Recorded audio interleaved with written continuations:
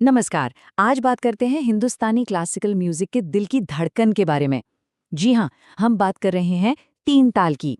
पता है, ये हिंदुस्तानी क्लासिकल म्यूजिक की सबसे ज्यादा पॉपुलर और सबसे ज्यादा इस्तेमाल होने वाली ताल है।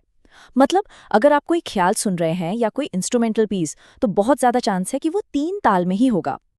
तो चलिए फिर समझते हैं कि इसका स्ट्रक्चर क्या है, इसकी बनावट कैसी है, और ये जानकर हैरानी होगी कि ये बहुत ही सिंपल मैथ्स पे बेस्ड है।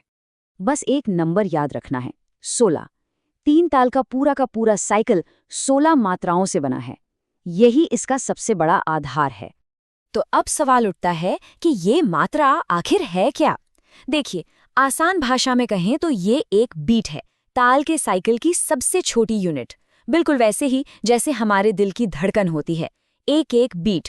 अच्छा, तो ये जो 16 मात्राएं हैं ना, इनको चार चार के चार बराबर हिस्सों में बांट दिया गया है और हर हिस्से को कहते हैं विभाग।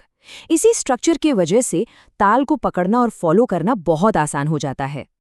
अब देखिए, हर ताल की ना अपनी एक आवाज होती है, अपनी एक भाषा, और तीन ताल की इसी भाषा को हम कहते हैं ठेका।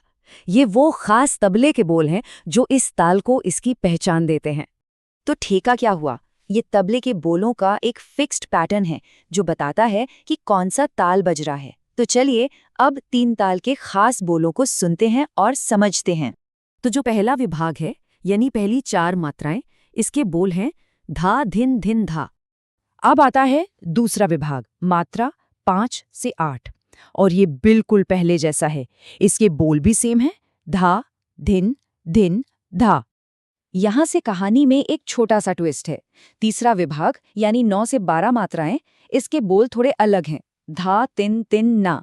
देखा, ये बदलाव ताल में एक नया रंग भर देता है। और अब आखिरी विभाग 13 से 16 मात्रा तक, जो हमें वापस शुरुआत की तरफ ले जाता है। इसके बोल हैं ना धिन धिन था। तो अगर हम पूरा ठेका एक साथ बोलें तो वो कुछ ऐसा होगा, धा धिन धिन धा धिन धिन धा तिन तिन ना धिन धिन धा। लेकिन म्यूजिक सिर्फ सुनने की चीज नहीं है ना? उसे महसूस भी किया जाता है, और तीन ताल को महसूस करने का एक जरिया है हमारे अपने हाथ, यानी तालियों और हाथ के इशारों से इसे दिखाया जाता है। और सबसे मजेदार बात पता है क्या है? इसका नाम ही अपने आप में एक सीक्रेट बताता है। इसे तीन ताल कहते ही इसलिए हैं क्योंकि इसमें तीन तालियां होती हैं। तो ये ताली क्या बला है? ये बस हाथ से बजने वाली क्लैप है जो ताल के साइकिल में खास बीट्स यानी मात्राओं पर जोर देने के लिए इस्तेमाल होती है। और जहां ताली है, उसका एक ऑपोजिट भी है, खाली, जिसका मतलब ही है एम्प्टी। ये वो बीट है जहां ताली नहीं बजती, सिर्फ हाथ को हवा में हल्का सा वेव करते हैं। यही चीज ताल में एक ठहराव लाती है, एक खूबसूरत खुलापन देती है। चलिए अब जरा इस चार्ट को देखते हैं। ये पूरी कहानी को एक जगह समेट देता है। देखिए, पहली मात्रा पर है सम, जो कि पहली ताली भी है। फिर पांचवी मात्रा पर आती है दूसरी ताली। अब नौवीं मात्रा पर है खाली, जिसे 0 से दिखाते हैं। और आखिर में 13वीं मात्रा पर है हमारी तीसरी ताली। बस यही ताली खाली का जो पैटर्न है ना, वही तीन ताल का पूरा फील तैयार करता है। तो अब हम तीन ताल के पूरे स्ट्रक्चर को समझ चुके हैं। चलिए एक फटाफट रिकैप करते हैं और फिर एक आखिरी सवाल पर इसे खत्म करते हैं। तो तीन ताल का सीक्रेट क्या है? बस ये चार चीजें याद रखें, कुल 16 मात्राएं, 4 बराबर विभाग, 3 तालियां और एक खाली। बस इतना ही है तीन ताल। तो अब इस जानकारी के बाद क्या म्यूजिक सुनने का तरीका बदलेगा?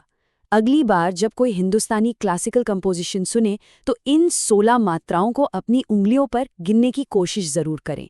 महसूस करने की कोशिश करें कि ताली कहाँ है और खाली कहाँ है। यकीन मानिए, म्यूजिक सुनने का मजा ही दोगुना हो जाएगा।